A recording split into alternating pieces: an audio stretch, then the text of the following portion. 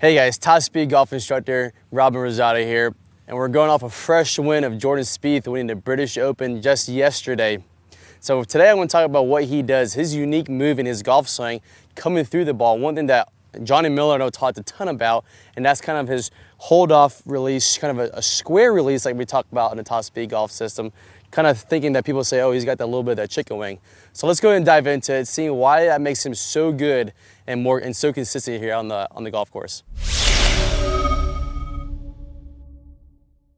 Okay guys, let's talk about Jordan Spieth and what he's doing through impact with his left arm and why he has to feel he needs to keep that left arm a little bit bent, kind of like that chicken wing thing that, you know, a lot of instructors, probably your local pro, talks about.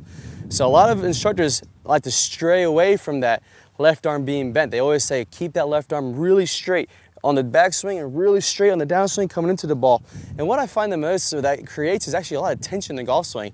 A lot of people have a hard time, people I give lessons to have a hard time keeping the left arm really straight, even I do myself. And just so you know, on the PGA Tour, that the average on the PGA Tour is 20% bent left arm. So not the amount of players they have, is that actually just every player has about 20%, that's the average, of a bent left arm at the top of their golf swing. You'll see with Jordan that at the top of his swing, his is a little bit more than that. His is bent by here. What I find that helps the most is not only does it create less tension at the top of the swing, so you're not trying to feel like I have to keep that left arm straight, but also creates less tension in our wrists. On our downswing, so you'll notice even in my swing, I have a tendency to have my left arm a little bit bent coming down and then come straightened out at impact. So I'm a little bit opposite where Jordan is at. But at the top of the swing, his is bent. What that allows him to do is get a nice good turn, get that club back well with a good power turn like we talked about in the top speed golf system. And his downswing, it's a little bit bent, but what that's actually doing too is creating lag. It's like a secondary lever for lag for him.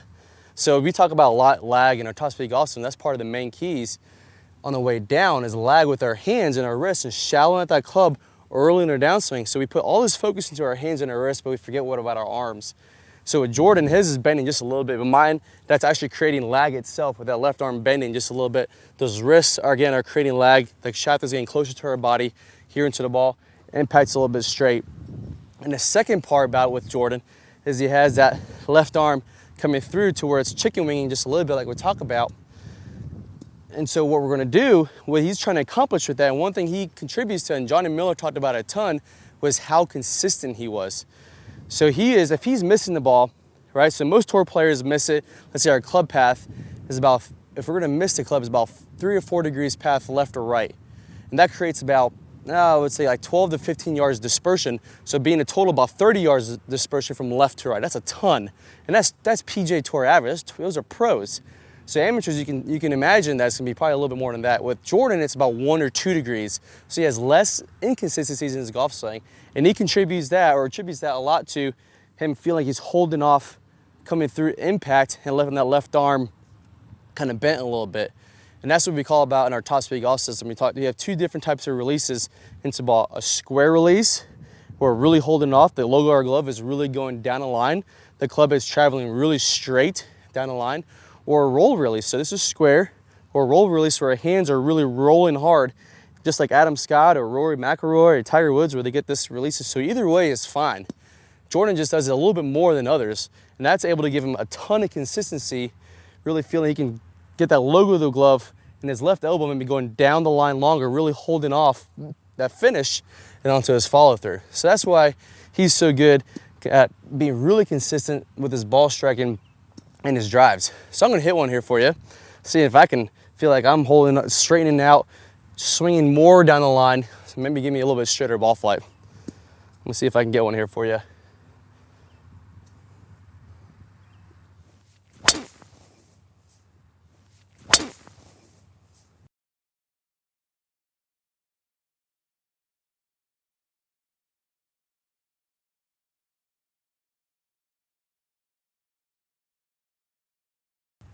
Oh yeah, left side of the fairway.